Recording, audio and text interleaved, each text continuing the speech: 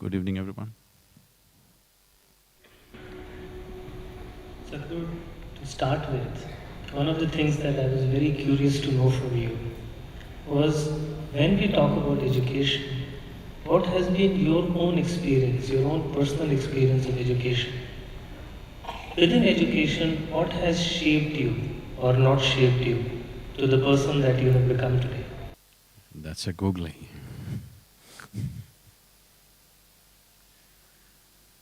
Uh, there are no children, so I think I can share.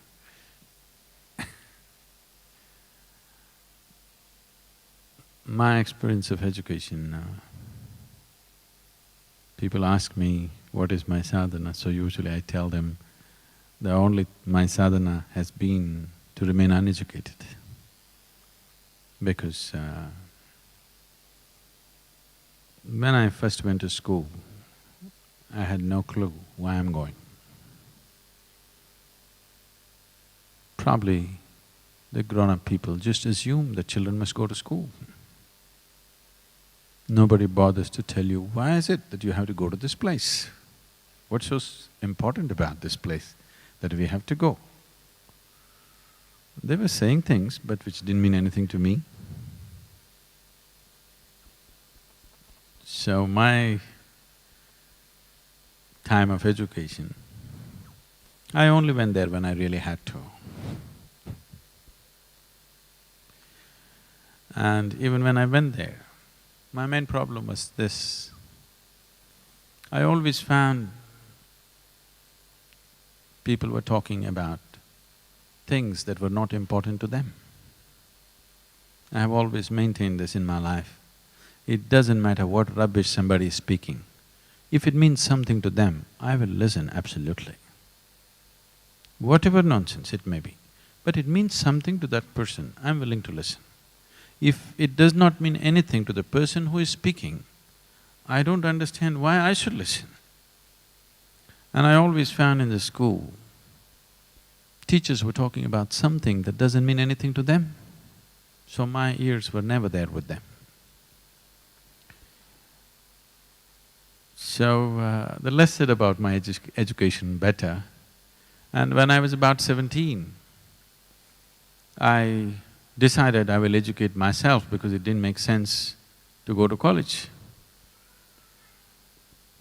And it's not like today, these ideas of sabbatical, this, that, did not exist. You're racing to become a doctor. If you cannot, you become an engineer. These are only two things that are there. So when I passed my… at that time it was called PUC, the 12th standard, and I said, I'm not going to college. The horror that happened in the family is unbelievable. Then I thought, okay, the good thing would have been I should have failed. Because I passed and I say I'm not going to university, there was such shock and such… as if tragedy has struck the family. I couldn't believe what they was getting so upset about because anyway I was not learning anything. I was just going, coming and just getting passing marks and going on. So this 1 year I spent in the university… Mysore University has a great library. I spent my time 1 whole year. Every day when the library opened at 9 o'clock in the morning, I was there. They closed at 8 in the evening, they had to push me out. This 1 year, I just read just about anything, science, history, geography, literature, just about anything. From popular mechanics to Homer, I read just about whatever came my way. This 1 whole year, because suddenly I had become kind of a enemy in the family because I have not gone to college. Everybody else is educated and you're not going to college and you're passed and you're not going. So morning I ate big breakfast and went. This whole year I went without lunch. I came back home and ate dinner in the night. 1 full year. When I was young, I was always hungry. I was just all the time hungry.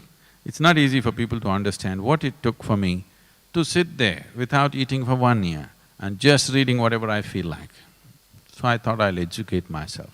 Probably the maximum amount of reading happened at that part of my life. Why I'm saying this is, what you pursue, you will never forget. What is imposed upon you will never be useful in your life. So when I decided that we must start a school, people rolled their eyeballs, Sadhguru, you? I said, yes, but the school should be different. And I spoke to them for a few days continuously, a few people who are involved with us, as to what a school should be. I remember very well, I was in my 6th standard. The President of India died. And we went to school and they declared a holiday. That's a good thing, you know. If it happened when you're at home, it's different. But you went to school and then you found out there's no school today, and 2 days, no school. So we sat outside and we were discussing, and we just thought, if the Prime Minister goes, what'll happen? The Chief Minister goes, what'll happen? We literally killed the whole cabinet. How many days will we get this year? So why is school such a horrible place to go to? Something is wrong in the way we're delivering it, because education, for what purpose we're educating people also we need to look at it, that's a much more profound thing. But essentially, at the delivery end, at the last part of education system, it's a very human thing. If that human thing is missing, I don't see why any child will sit there and listen to somebody who blabbers something which doesn't mean anything to them.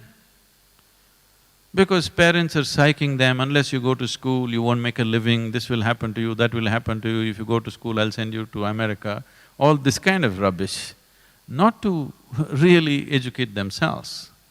So when we started the school, when I spoke to them about how school should be, then our teachers asked Sadhguru, this is a tall vision, how do we know that we are even fulfilling it?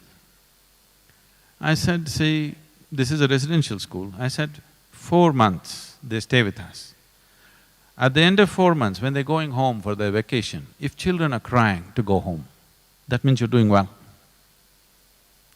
If they're crying to come back to school, that means we're not doing well. You won't believe, today you will see this in Isha Home School. When they're leaving, they're crying. Before the vacation is over, 8 days, 10 days before the vacation is over, children are back setting up the school. So that's good, they're enjoying their schooling process. Because if that doesn't happen, how? Why are we torturing our children like this? For what end? What purpose?